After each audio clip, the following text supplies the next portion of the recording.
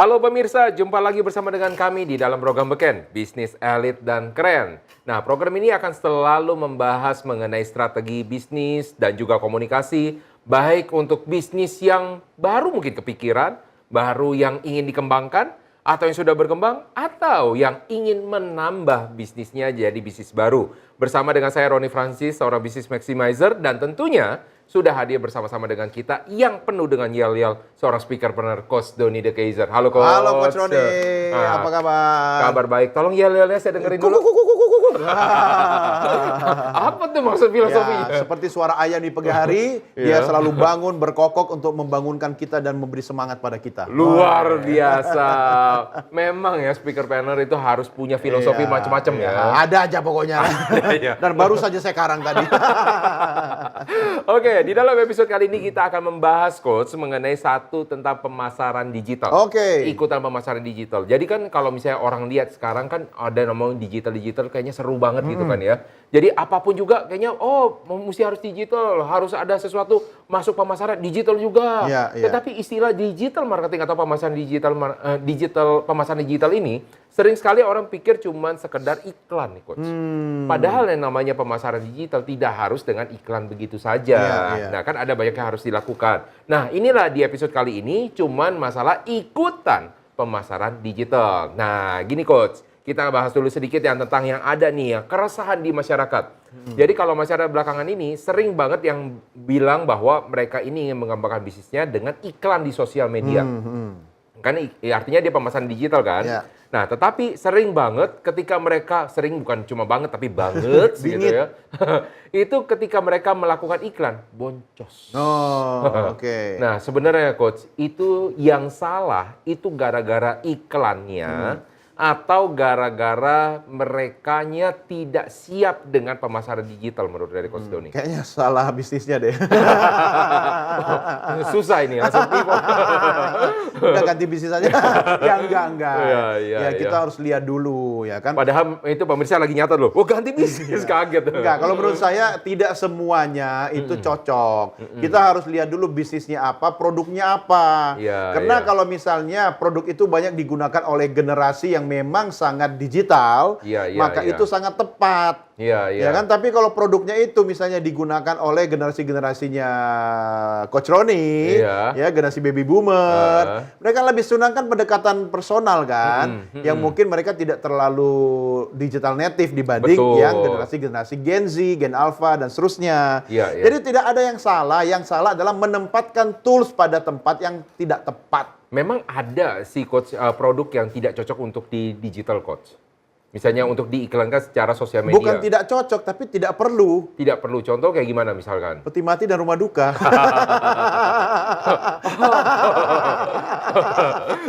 Benar. Itu untung itu. Dan nggak bisa ditawar kan. Iya. Itu bisnis yang pasti akan selalu untung ya. Lebih ditanya contoh kan. Itu yang ada di benak saya langsung. Cuman banyak sekali gini loh Coach. Kan orang sering bilang gini, bahwa pemasaran digital itu khusus untuk produk digital. Ya kan? Tapi sekarang ini udah dimanfaatkan untuk banyak macam. Misalkan jualan furniture, ya kan? Betul. Selain tadi ya, tadi. Nah, jadi kayak misalkan contoh juga saya gini. Minggu lalu baru ke salah satu fasilitas rumah duka yang ada di Jakarta bagian utara. Itu luar biasa. Ya, saya jarang lihat iklannya ya. Tapi parkirnya selama 3 hari itu penuh terus. Iya, nggak usah iklan ya. Dan waktu saya sedang melayar di sana, itu setiap berapa menit ada aja lewat ini yang baru. Penghuni baru. Iya. Atau mungkin juga ada beberapa calon-calon yang... Ya, ini hebatnya. Dia membuat sebuah paket yang orang bisa menabung secara konsisten selama 5 tahun, per bulan 375.000, dan selama 5 tahun mendapatkan value jasa atau paket sebesar 200 juta. Wow. Coba Anda bayangkan. Apakah pemirsa ada yang tertarik? Dia kan mampu membaca peluang bisnis. Artinya setiap orang pasti mati. Cuma kita tidak tahu kapan. Matinya jangan kenceng-kenceng Coach. Kayak nyumpahin gitu ya. Enggak, saya sangat salut dan kagum pada pengusaha rumah duka ini. Meski kita tahu, ya saya nggak usah sebut brandnya, untuk mencapai titik itu dia sempat harus berkonflik juga dengan keluarganya kan. Dan menariknya, mobil jenazahnya, kereta mertanya, tahu nggak ada tulisannya apa? on the way to heaven. Oh iya. Strategi marketing. Iya, bagus. Namanya juga bagus ya. Iya. Pasti ada di antara kata-kata itu. Iya, oke. Nah, lanjut ya, Coach. Jadi kalau misalnya tadi bilang bahwa ada produk ya kayak furniture dan macam-macam gitu kan ya. Dan sekarang ini kan bukan cuma untuk produk yang fisik yang kelihatan aja, Coach, ya kan? Iya. Dari yang benar sampai nggak benar semua masuk dalam sosial media. Iya, betul. Bahkan sebenarnya ini, Coach ya, kayak misalkan contoh tadi bisnis peti mati, ya kan? Sekarang ada yang jualan keranda. Itu lewat dari sosial media. Bayangkan loh, udah masuk gitu. Padahal modelnya cuma itu aja ya. Iya, dan itu masuk dalam sosial media. Kemudian jualan apa lagi? Jualan jasa. Nah, ini juga yang nggak benar ya, menurut dari saya pribadi ya. Ilmu untuk pengasihan, ya. Itu juga masuk. Dan itu juga magic, dan juga mereka masukkan di sana. Mereka juga menggunakan namanya pemasaran gitu loh. Menggunakan ada beberapa dengan menggunakan namanya iklan gitu. Nah, kita pengen bahas maksudnya gini, Coach, apakah sebenarnya ini sah-sah aja atau sebenarnya ya kalau ada bagian tertentu ini jangan masuklah di dalam pemasaran. Menurut Coach Doni gimana? Ya, sah-sah saja. Tetapi kalau bicara etika, ya kan? Saya kadang istilahnya agak bingung juga ya. Karena kalau kita bicara bisnis, kadang orang melupakan etika. Iya. Padahal kan dalam bisnis ada etika bisnis kan? Iya, kayak misalnya contoh, Coach, ada bisnis keranda, bisnis kain kafan, itu sampai didemokan, Coach. Ya, itu namanya produk instruksional ya. Jadi bagaimana cara menggunakannya, ya kan? Menurut saya nggak ada masalah. Kenapa? Kan kalau saya kan jarang menyimak iklan itu, karena saya belum memikirkan untuk pakai. Gitu kan.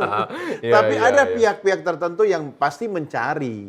Betul. Ya, selama ada kebutuhan, pasti ada supply. Betul. Ya kan? Jadi menurut saya sah-sah saja. Cuma tolong jangan sampai membuat berita bohong atau melebih-lebihkan dari produk yang Anda jual atau strategi marketing Anda gunakan untuk memasarkan produk Anda yang ternyata tidak sesuai dengan ekspektasi masyarakat. Jadi sebenarnya ada bisnis hitam, ada bisnis putih nggak sih sebenarnya, Coach? Nah, itu sebenarnya Coach Roni yang lebih bisa menjawabnya. Karena kalau saya selalu melihat dari perspektif positif ya. Karena kalau saya seperti apa yang dikatakan oleh Mo Cetung ya, I don't care, nggak bisa bahasa Mandarinnya kan. Saya nggak peduli mau kucing hitam atau kucing putih selama bisa nangkap tikus. Oke. Oh iya. Ya sebenarnya kalau kita melihat dalam dunia bisnis sebenarnya ya, tidak ada yang namanya bisnis hitam, tidak ada bisnis putih. Bisnisnya bisnis ya? Iya, bisnisnya bisnis. Bisnisnya adalah tentang mendapatkan uang gitu loh. Tetapi yang membedakan adalah proses bisnis itu apakah hitam atau putih gitu loh, ya kan? Maksudnya proses bisnisnya kayak gimana? Ada proses bisnis yang memang kalau proses bisnis putih adalah bagaimana Anda melihat value di dalam produk Anda, kemudian Anda memasarkan value tersebut. Tetapi kalau misalnya di dalam sesuatu yang misalnya kita bilang prosesnya adalah negatif, yang hitam, maka mereka berusaha menjatuhkan yang lain supaya produk Anda terangkat. Nah, ini adalah sesuatu yang keliru menurut saya ya. Tapi apa sebenarnya dimaksud pemasaran? Nah, itu yang kita harus tanya ya di dalam layar besar kita ini. Kamu nanya, kamu bertanya-tanya. Iya, mulai kekinian ya, Coach. Udah lewat itu. Oh iya. Oke, sekarang yang pertama adalah proses atau cara memasarkan suatu barang dagangan. Ya cara perbuatan memasarkan, jadi pemasaran ya. Jadi kalau misalnya dibilang cara memasarkan, perbuatan memasarkan, jadi tidak pernah dibilangkan memasarkan itu ada batasannya. Yang penting ada proses perbuatannya. Ya. Yang kedua adalah perihal menyebarluaskan ke tengah-tengah masyarakat. Jadi kadang-kadang orang... Nanti kita bicara sistem dong ya? Ya, jadi kadang-kadang orang selalu berpikir namanya pemasaran, ada yang misalnya boleh, ada yang tidak boleh, tapi sebenarnya apapun itu. Jadi pemasaran itu bisa digunakan dengan cara apapun juga, bisa dengan digital, bisa dengan non-digital ya. Yang penting bagaimana itu bisa hadir ke tengah-tengah masyarakat. Bayangkan Anda punya produk yang bagus, tapi orang nggak tahu gimana cara mau belinya. Nggak akan bakal bisa. Nah, sekarang kita lihat lagi, kalau tadi kita udah tahu pemasaran, kita harus lihat bagaimana digital itu menurut dari KBBI ya. Yuk, dari yang pertama, berhubungan dengan angka-angka. Wah, ini berarti bukan jualan angka-angka ya. Yang kedua, menunjukkan informasi atau sistem perhitungan tertentu. Nah, mungkin agak kurang cocok ya di sini ya. Yang kedua adalah berkaitan atau menggunakan komputer atau internet. Nah, ini lebih cocok di sini. Jadi kalau misalnya dengan pemasaran namanya digital, berarti Anda menggunakan medianya adalah internet. Nah, berarti kalau misalnya di luar sana masih ada yang bilang menggunakan Videotron. Apakah itu pemasaran digital, Coach? Ya, karena dia menggunakan media tayang digital. Media tayang Ya, digital. media digital, ya kan. Tapi kalau berkaitan dengan internet itu mungkin tidak, ya. Tapi dia kan komputer sebenarnya itu. Ya, kan masih tetap dengan komputer kan ada di Masih, dalamnya. iya. Nah, jadi jangan terkecoh dengan namanya internetnya. Selama dia menggunakan ada sistem prosesornya di sana, Ya. berarti dia menggunakan media digital. Ya, Ya, jadi kalau misalnya Anda, kecuali kalau Anda bilang umbul-umbul masuk nggak? Ya tahu umbul-umbul itu kan pakai kain ya, Coach Iya, ya. iya. Kan nggak mungkin itu masuk. Nah, Iya. jadi kalau misalnya Anda di luar sana, kalau misalkan Anda mau menggunakan pemesanan digital boleh atau tidak? Jawabannya boleh, ya. Selama Anda bisa menghasilkan penghasilan, itu boleh digunakan. Yang kedua, ada namanya etika bisnisnya. Nah, etika bisnis artinya apa? Berarti Anda tidak boleh menjatuhkan lawan atau kompetitor Anda. Yang ketiga, ini juga di luar dari etika bisnis. Anda juga bersangkutan atau berkaitan dengan prinsip atau norma kehidupan dari masyarakat atau manusia yang berada dalam lingkungan tersebut. Nah, contohnya kalau misalkan ada namanya minuman keras, ya kan? Batu kali ya. Hah? Es batu. Ya, es batu keras kan? banget ya. Ya. Tunggu mencair baru bisa diminum. Ya, dan itu boleh kalau itu. Ya. Nah, kalau misalnya minuman keras ternyata di tempat itu ternyata tidak boleh dan dilarang, Anda pun tidak boleh memasarkan produk tersebut. Jadi Anda juga harus bisa melihat-lihat hal-hal seperti itu. Nah, supaya tidak ditentang lah ya. Nah, ada nggak misalnya gini Coach, ya kan dulu kan Coach Doni ada di TV sampai dengan sekarang, misalkan di dalam media lah ya. Ada nggak yang sponsor mau masuk kemudian ditolak? Oh iya. Karena katanya mungkin tidak sesuai atau saya tidak mengerti itu. Ya Tidak benar. sesuai karena Ya, apa tuh? ya minuman keras dan rokok kan. Padahal rokok kan dikonsumsi, kenapa tidak boleh masuk? Ya itu memang ada aturannya dan itu sudah disepakati bahwa itu tidak boleh beriklan ya di media. Tapi kalau brandnya tidak menunjukkan gambar orang merokok, ya, kemudian tidak menunjukkan gambar orang sedang mengonsumsi minuman, apalagi minuman keras, ya, itu masih diizinkan. Tapi diatur di jam tayang tertentu. Iya. Lalu kira-kira Coach Doni tahu nggak kenapa profesi sebagai pengacara atau advokat tidak boleh beriklan? Nggak tahu. Nggak tahu. Mesti ditanyakan advokat ya. Iya. Advokat itu kan buah yang enak kan? Alpukat. Oh, alpukat itu adalah buah yang tidak pernah fresh. Apa itu? Alpucat. Oke, jadi kalau misalnya dari prinsip secara profesional, advokat itu kita bilang adalah officium nobile. Mereka pun juga mengatakan officium nobile adalah profesi yang mulia. Masa profesi yang mulia tujuannya untuk apa? Membantu. Namanya membantu, masa Anda iklan? Nah, makanya yang dilakukan oleh advokat ketika untuk mencari klien adalah melakukan namanya edukasi. Nah, itulah yang dilakukan. Jadi kalau misalnya advokat ingin melakukan pemasaran secara digital, boleh nggak? Boleh, tapi memasarkan apa? Memasarkan edukasi tentang hukumnya itu sendiri. Karena di Indonesia, bagi ilmu lah ya. Semualah di dunia, tidak ada orang yang tidak terikat dengan namanya hukum. Dari bayi sampai dengan dia meninggal, sampai ke alam yang lain. Nah, itulah pemirsa yang dapat kita lihat di awal pembukaan. Masih banyak hal lagi yang akan kita buka tentang namanya pemasaran digital. Pastikan Anda jangan kemana-mana, tetap di dalam program Beken, Bisnis Elit dan Keren.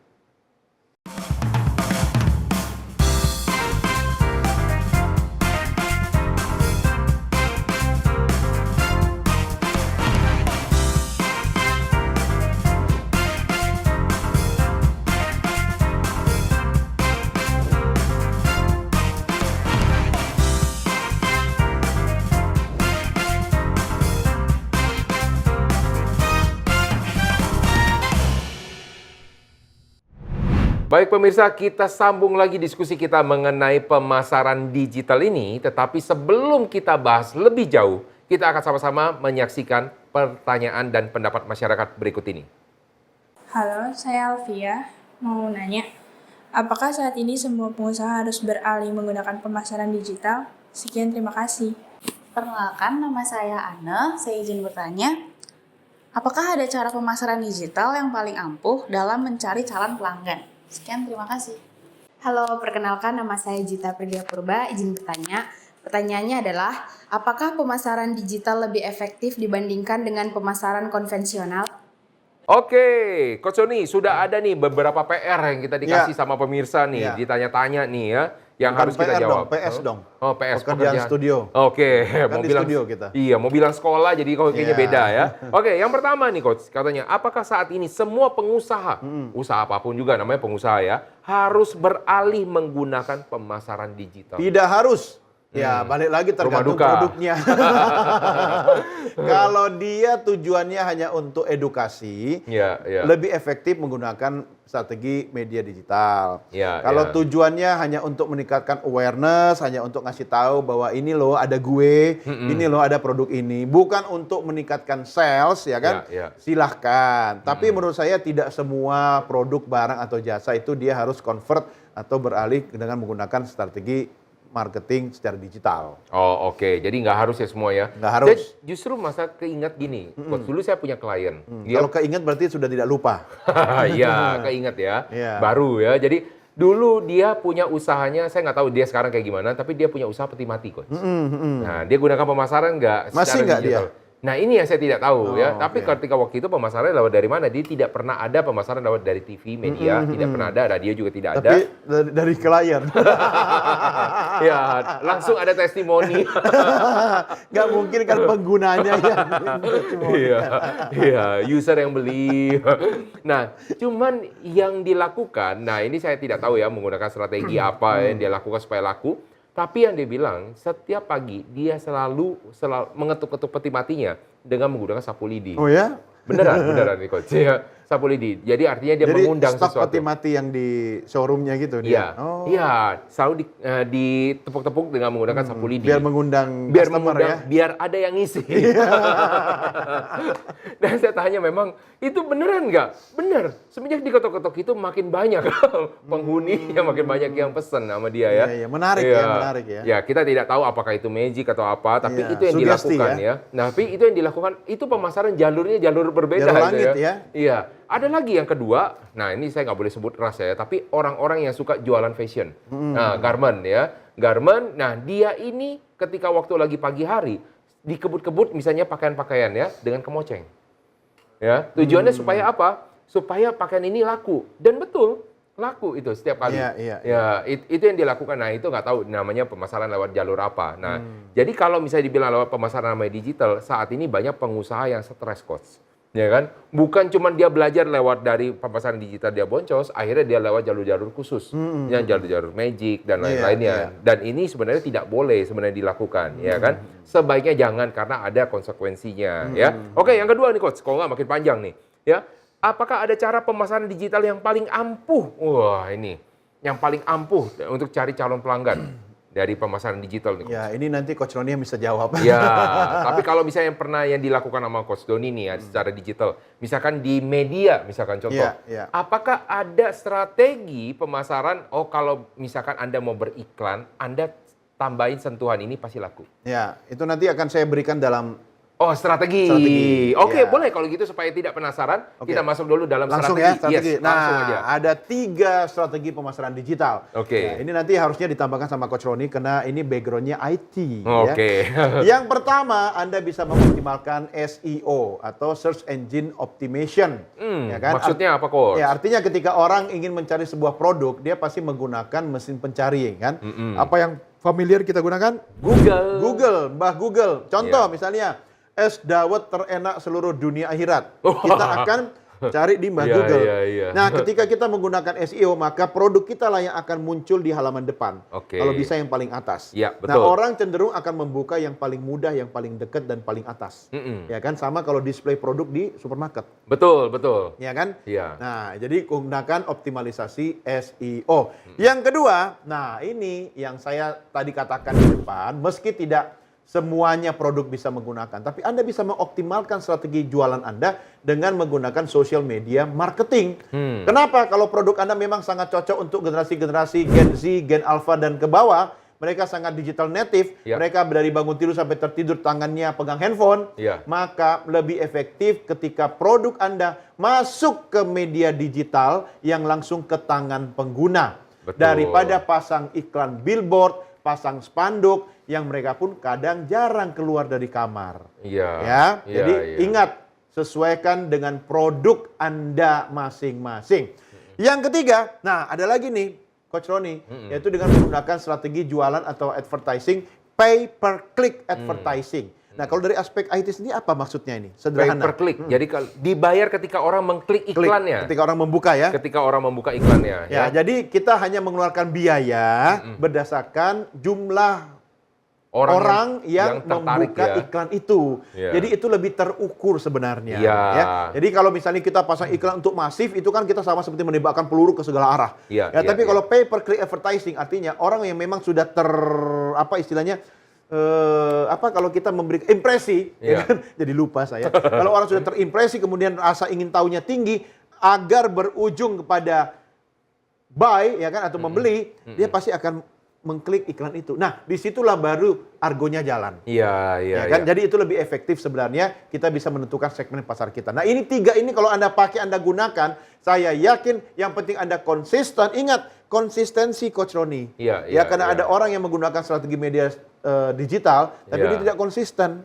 Ya kan? Contoh, nggak usah jualan deh, edukasi orang. Dia kan rajin bikin konten. Betul. Ya, bagaimana pentingnya kemampuan komunikasi, ya kan? Dia bikin cuma sekali doang, habis itu dia puasa 13 tahun, ya kan? Ya, waduh, lama bener. Iya, itu kira-kira dari saya. Tapi ada saya mau sharing di sini, Coach. Karena 3-tiganya ternyata saya udah pernah melakukan ini, Coach. Ya, jadi kalau yang pertama dari SEO, kita kan strateginya dengan menggunakan namanya website. Betul. Ya kan? Pasti kalau misalnya Anda mau muncul, Anda gunakan namanya website. Kalau misalnya ada yang bilang, Coach, bisa nggak dengan menggunakan namanya IG? Oh, Instagram. Bisa. Tapi kalau yang disebut dengan namanya mesin pencari, mereka akan mengutamakan yang disebut dengan namanya, yaitu tadi, ya, website.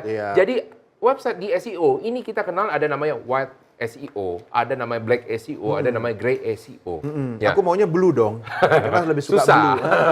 Jadi kalau misalnya Anda menggunakan namanya white SEO dengan seluruh teknik yang ada, Anda itu bisa naik. Kadang-kadang itu kalau paling bagus ya, paling cepat banget itu 1 bulan. Itu udah dengan luar biasa banget. Paling cepat ya. Effortnya. 1 bulan itu baru kelihatan masuk. Dan itu masuknya dari ranking 10. Jadi kalau misalnya Coach Doni nih, lihat ya, ini saya di mbah Google ya. Itu paling banyak sampai di laman keberapa sih? Laman 2 lah ya. Laman 2, 1 isinya ada 10, 2 ada isinya 10 juga. Betul kan, laman 2. Walaupun di situ ada 10, pernah nggak sampai? Enggak Pernah ada. Halaman depan doang sih. Halaman depan ya, paling maksimal ke halaman 2 kan. Itulah yang dilakukan di SEO. Nah, ketika 1 bulan dengan usaha maksimal white SEO, dia cuma masuk di nomor 10-nya laman pertama. Kan? Halaman pertama tapi paling bawah. Tapi pas waktu paling bawah, apa yang dirasakan seseorang ketika dilihat di bawah? Apa yang dirasakan seseorang user, pengguna di bawah sama yang di atas, mana yang lebih terpercaya menurut Anda? Ini di bawah ini nggak asik ini ya. Lebih bagus yang di atas. Secara mindset ditanamkan oleh Google, yang di atas lebih kredibel daripada yang di bawah. Sehingga orang tertanam ketika mereka mengklik yang di atas, bahwa itu akan lebih bagus. Dan sering banget ya, perusahaan yang besar, Coach, mereka tidak mengoptimalkan SEO mereka dan sering berada di bawah. Karena kenapa? Karena mereka merasa sudah besar namanya. Dan itulah yang kita manfaatkan. Yang kedua, saya gunakan namanya black SEO. Black SEO bukan artinya kita merusak, kita kasih virus, tidak. Kaleng dong ya? Iya. Black kan? Kaleng. Bukan. Nah, tapi dilakukan black SEO ini kita melakukan sesuatu yang tidak kasat mata, tidak dilihat manusia di dalam website tersebut. Tapi kita memuatkan suatu informasi yang dibaca oleh situs, yang dibaca oleh crawler, mesin pencarinya, supaya mereka merasa situs kita adalah situs yang kredibel. Setelah itu baru kita ubah menjadi white, setelah udah naik. Itu bisa juga dilakukan ya, tapi saya tidak menyarankan untuk melakukan black SEO. Kalau ketahuan langsung parah itu ya. Masuk ke dalam namanya sandbox ya, kotak pasir, dan itu keluarnya lama. Mesti ya. Yang kedua, dengan sosial media marketing. Sosial media marketing ini biasanya digunakan untuk kayak misalnya sosial media seperti Facebook, Instagram gitu kan. Dan yang paling menyedihkan adalah ketika melakukan sosial media cuman Anda tidak melakukan pengukuran. Measurement. Padahal sosial media ini bagus banget untuk melakukan pengukuran ya. Yang ketiga, pay per click, saya juga saya menggunakan ini. Dan akhirnya apa yang saya lakukan, Coach? Bagi kalau misalnya nunggu 1 bulan, Coach, kita kan butuh uangnya sekarang. Ya kan? Akhirnya kita gunakan pay per click supaya apa? Naik laman pertama. Orang bakal ngeklik nggak iklan? Klik. Asalkan kayak gimana? Headline-mu bagus. Betul. Jadi bagaimana pengujian headline yang bagus dan description yang bagus. Makanya ada ilmu copywriting. Yes, betul banget. Kalau Anda mempelajari itu itu bisa mensupport apa yang dikatakan Coach Roni tadi. Betul. Ya. Nah, ketiga nih Coach, yang tadi ditanyakan ya. Ada pertanyaan lagi? Iya, Oke, yang terakhir, ketiga. terakhir. Apakah pemasaran digital lebih efektif dibandingkan pemasaran konvensional? Oh, kalau menurut pengalaman saya, efisien iya, efektif belum tentu. Lagi-lagi balik kepada produknya. Itu pengalaman saya. Tapi bisa jadi efektif asal ada syaratnya. Iya. Apa saja syaratnya? Nah, kalau misalnya kita mau bilang efektif dan efisien, efektif itu kan istilahnya dapat efektif nggak sih sebenarnya media digital pasti efektif, Ya. lebih efektif daripada konvensional, Konvensional. karena dia lebih menjangkau lebih banyak orang. Coba Anda lihat tren-tren ketika orang naik kendaraan umum, ya apa yang terjadi ketika mereka lagi naik? Apakah mereka melihat pemandangan? Tidak, Mbak. mereka sibuk mengeluarkan gawai mereka dan Ya. sibuk melihat di layar. Ya. Nah, sosial media mereka akan melihat ke sana. Ya, Nah, ya. itulah yang disebut dengan namanya efektif, Ya, ya. tapi generasi saya udah tidak melakukan itu. Oh, sudah tidak. Makanya kalau jalan-jalan lebih banyak melihat pemandangan. Oh, oke. Beda generasi ya. Iya, makanya lagi-lagi lihat strategi pasar ya. Iya. Pasarnya, generasinya, Audiensnya. audiensnya. Nah. Karena orang Indonesia nih kalau di luar negeri ya ada dua tipe. Apa tuh? Ya kalau lagi jalan-jalan ada yang lebih asik memandang keluar, ada yang lebih sibuk memandang ke argometer taksi. Bisa aja. Nah, apakah Anda juga melihat argometer dari TV Anda? Kita akan tetap masih membahas mengenai bagaimana pemasaran digital. Tetap masih bersama dengan kami, tetap di dalam program Beken, Bisnis Elit dan Keren.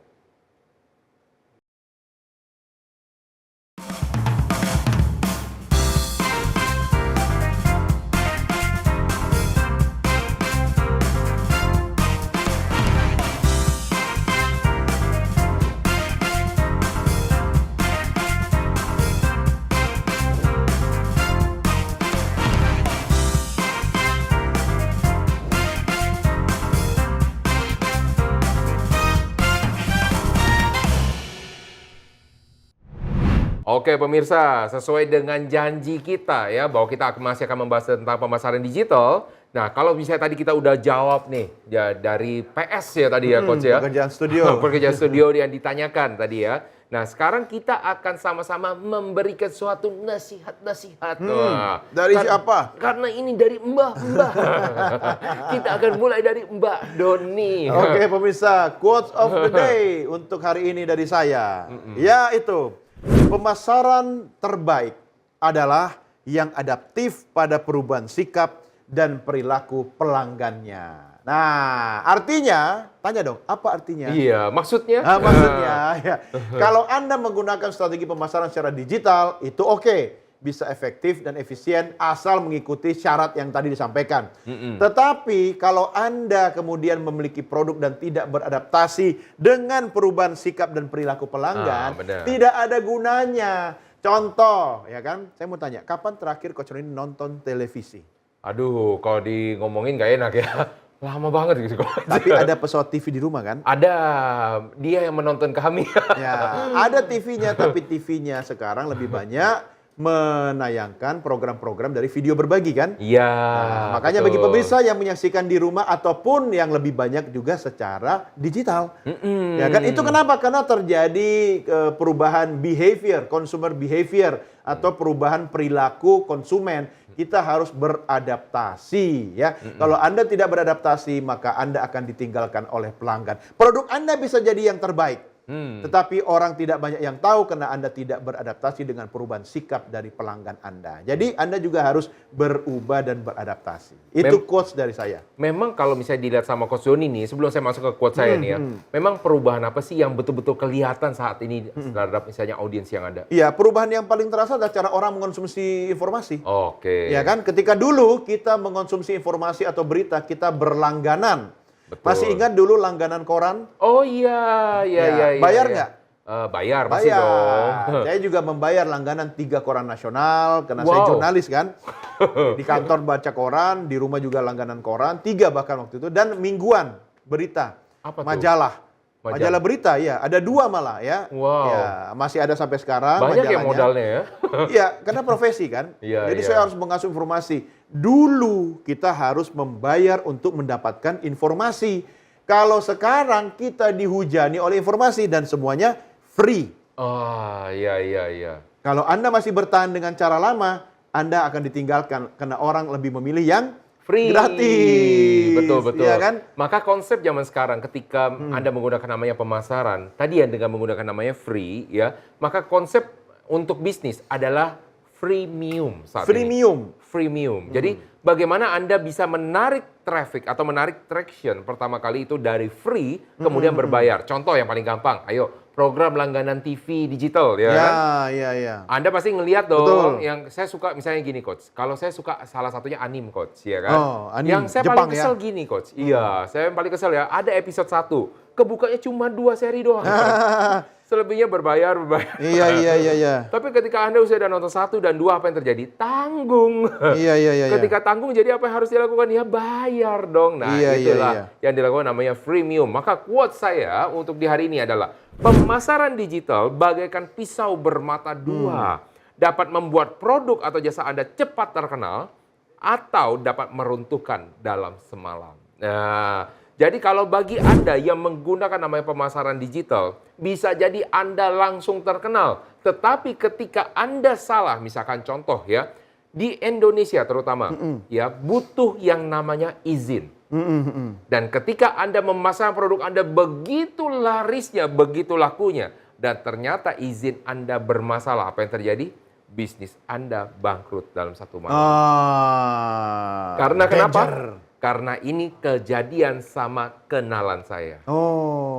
Dia produknya adalah produk skincare. Ingat ya, produk skincare booming dengan sangat luar biasa.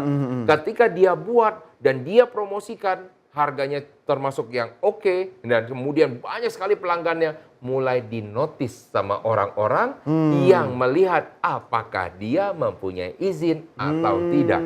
Ya. Oke. Ketika suatu saat diperkarakan dan akhirnya memang ya tidak masuk ke dalam hotel Prodeo, tetapi dia harus mengorbankan seluruh bisnisnya, tabungan hasil usahanya untuk sebagai ganti rugi. Nah, jadi pemirsa, ada detektifnya ya? Iya, jadi Anda bisa langsung cepat terkenal, tetapi Anda bisnisnya juga dapat runtuh dalam satu malam. Nah, saya penasaran malah gini coach, kalau bisnis pembicara, bisnis kayak misalnya Coach Doni, misalkan di bidang public speaking, ya kan?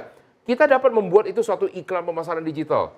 Tapi bisa nggak ini jatuh dalam waktu 1 malam juga? Kira-kira apa yang menjatuhkan dalam 1 malam? Kalau bisa, public speaker. bisa. Apa tuh? Kredibilitas dan trust. Apa tuh? Contohnya? Ya, contoh misalnya saya selama ini mengajarkan tentang bagaimana menjalankan diet yang baik. Tapi kemudian suatu hari saya ketahuan tidak konsisten dengan apa yang saya katakan.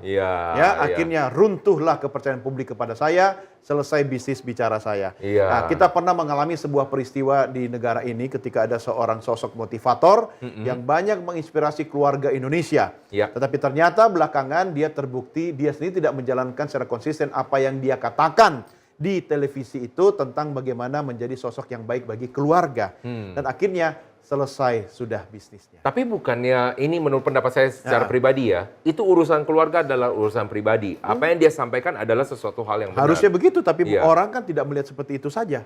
Dia akan melihat secara keseluruhan, karena apa yang dikatakan oleh orang itu kan menyangkut kepribadian orang itu, menyangkut konsistensi orang itu, menyangkut kehidupan sehari-hari dia. Makanya ketika Anda sudah menjadi milik publik, Anda jangan protes ketika kehidupan pribadi Anda kemudian banyak direcokin oleh orang lain. Betul, ya kan?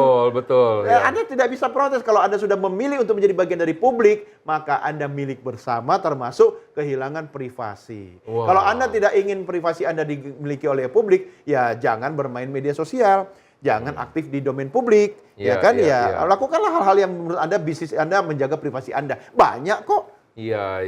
Iya kan? Iya. Kemarin saya ada ketemu juga dengan salah satu anak owner nih coach ya. Anak owner untuk di salah satu produknya Home Namanya Living. owner ya? Namanya owner. Oh, Pak Owner ya? Iya, si Pak Owner ini punya ponakan, kebetulan ponakan.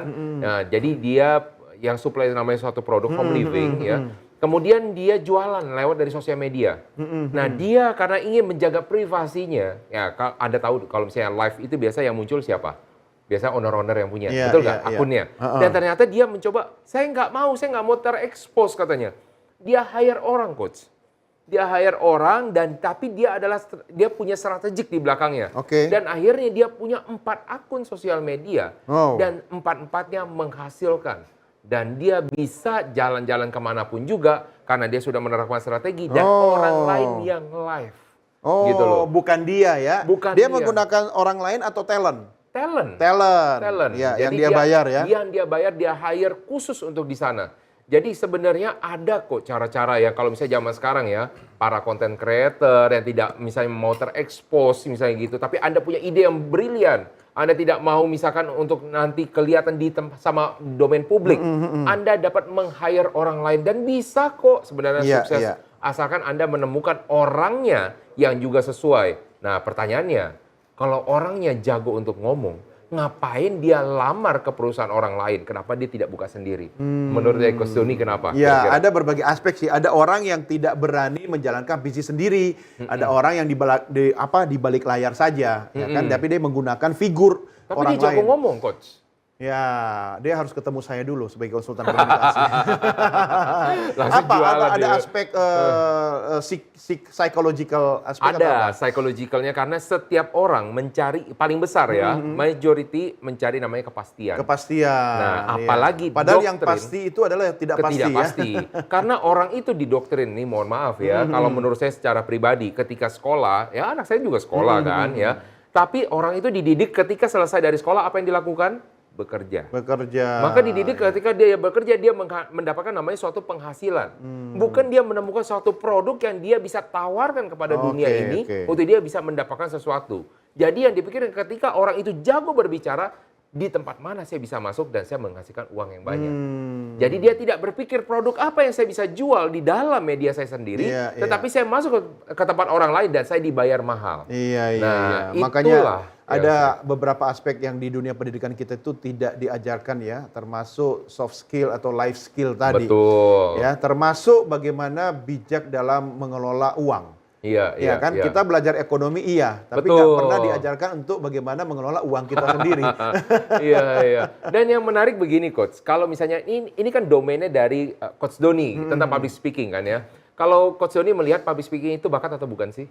Nah, ini pertanyaan sulit, tergantung siapa yang bertanya dan di forum apa saya menjawabnya. Jujur Li, ya kan, sebagai seorang pendidik, saya tidak mengatakan bahwa itu sebagai sebuah bakat, karena semua bisa dipelajari, ya. Tetapi ketika Coach Roni aja contohnya punya bakat masak, dan saya misalnya tidak pintar masak, kita sama-sama masak, jadi masakannya, tapi yang lebih enak kira-kira masakan. Ya punya bakat. Sama dalam hal communication, public speaking juga gitu. Tapi semua bisa dipelajari, tinggal bagaimana konsistensi dan keteguhan Anda untuk belajar terus tentang satu hal itu. Jadi ya tergantung Anda melihat itu dari mana. Orang yang tidak punya bakat mempelajari bisa.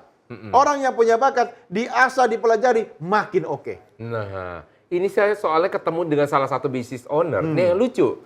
Business owner ini dulunya saya kenal dan dia adalah seorang yang sangat bergaul, Coach. Wah, temannya banyak, Coach. Saya ini adalah seorang introvert yang tidak punya banyak teman dan dia heran pas waktu lagi ketemuan lagi, saya ikut banyak organisasi dan dia tidak berani ikut organisasi.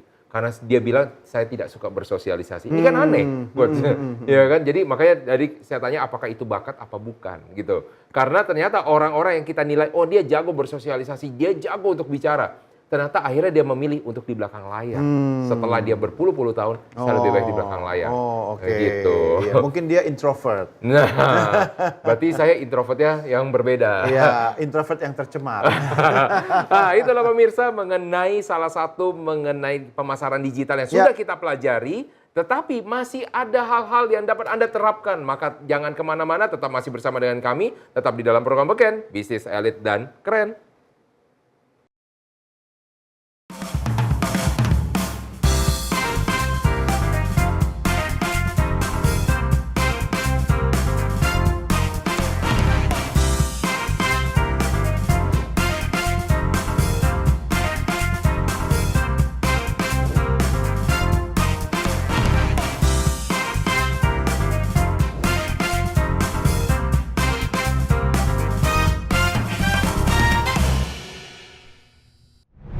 Nah, akhirnya pemirsa, sampai juga kita di dalam satu segmen di mana ini Anda harus membuka catatan Anda dan Anda harus bisa menuliskannya karena ini yang dapat Anda terapkan ke dalam bisnis Anda.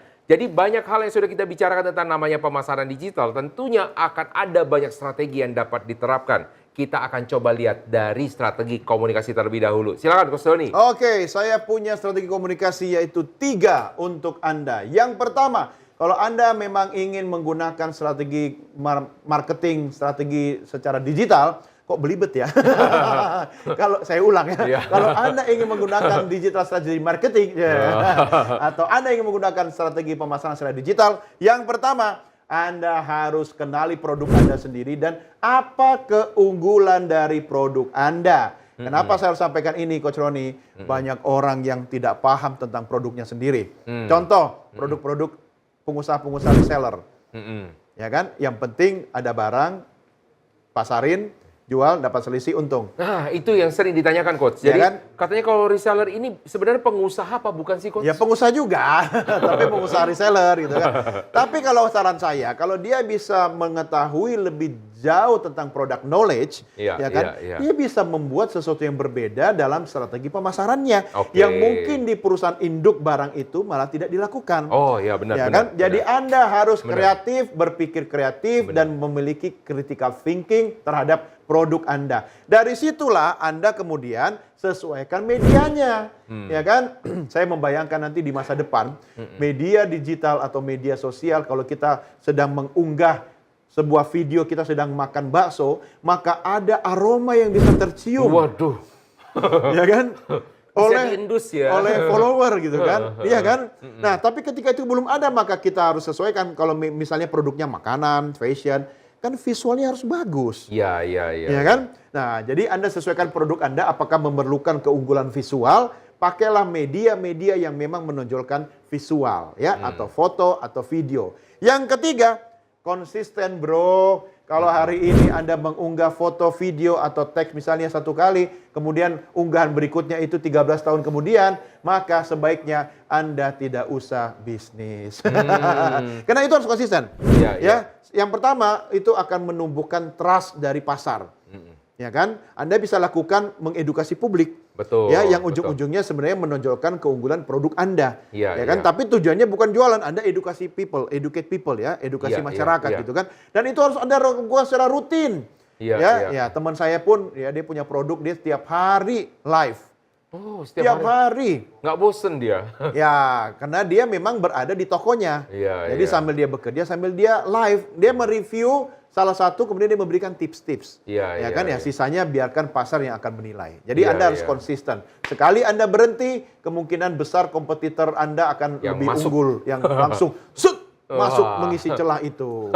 Nah, sekarang ini kalau bisa dilihat ya, Coach Doni ya. Kalau kita lihat ke mall gitu kan ya, ke orang jualan sekarang, pasti ada di suatu sudutnya, mereka itu ada lampunya, ada buat tempat tripodnya. Mereka kan nge-live dari sana loh. Iya, betul. Hampir setiap toko. Saya pikir itu cuma berlaku untuk di toko-toko baju. Ternyata sudah ada di toko handphone. Bahkan sekarang ada sebuah sentra digital di mana itu satu gedung isinya bilik-bilik, ya kan, kubikel-kubikel, studio-studio kecil di mana banyak UMKM atau pengusaha-pengusaha mikro di situ melakukan live show. Iya, bahkan ketika Anda tidak bisa untuk melakukan live, sudah disewakan ada talent-talentnya khusus kok untuk bisa nge-live. Ini menurut saya sih sangat-sangat luar biasa ya. Nah, tadi yang soal konsisten, Coach, itu saya justru kepikiran gini, Coach. Mikir gimana? Gini? Salah, mikir gini. Kan otaknya di sini. Nah, jadi waktu itu orang lahir jadi trainer, Coach. Banyakan ini kan sekarang pengennya instan. Ya kan, jadi tolong dong promosin gua, tolong dong langsung misalnya dipanggil sebagai pembicara gitu kan ya. Saya lihat ya di zaman itu ya banyak lahir namanya kuliah atau bukan kuliah ya, kita bilang cool tweet ya. Jadi ada orang yang suka, Anda menggunakan namanya sosial media biasa untuk berbagi kan. Nah, awalnya dia suka untuk berbagi, dia cerita aja apa yang dia lakukan. Dia misalnya menceritakan kehidupan sehari-harinya dia. Contoh ini bukannya tentang yang bisnis ya. Jadi misalkan contoh, dia cerita tentang kehidupan dia. Namanya setiap orang setiap hari punya masalah. Dia cerita bisnis tentang masalahnya dia, kemudian bagaimana cara dia menangani masalahnya. Sampai akhirnya dia konsisten, setiap hari dia tulis. Bukan dear diary lagi, itu ada setiap hari di sosial media. Dia curhat sebenarnya ya? Iya, akhirnya dia cerita gimana cara dia gitu kan ya. Dia sebenarnya buat, oh ternyata dia bisa mengalami dengan cara kayak gini loh. Buat berbagi aja ya kan. Akhirnya ada orang yang engage, wah ini kayaknya bagus nih, tolong dong dibuatin kelasnya. Oh. Dibuatin kelasnya. Justru dengan cara itu dia akhirnya menjadi seorang trainer. Trainer untuk apa? Pola pikir lucu, trainer mindset. Padahal orang bilang mindset gimana jualannya gitu kan. Dia dengan extraordinary thinking. Iya, dengan cara itu. Jadi dia lahir karena pasarnya yang meminta dia menjadi seorang pembicara. Ya kan? Tapi kebanyakan orang lahir karena minta dinaikin dulu, cari siapa yang mau dengerin.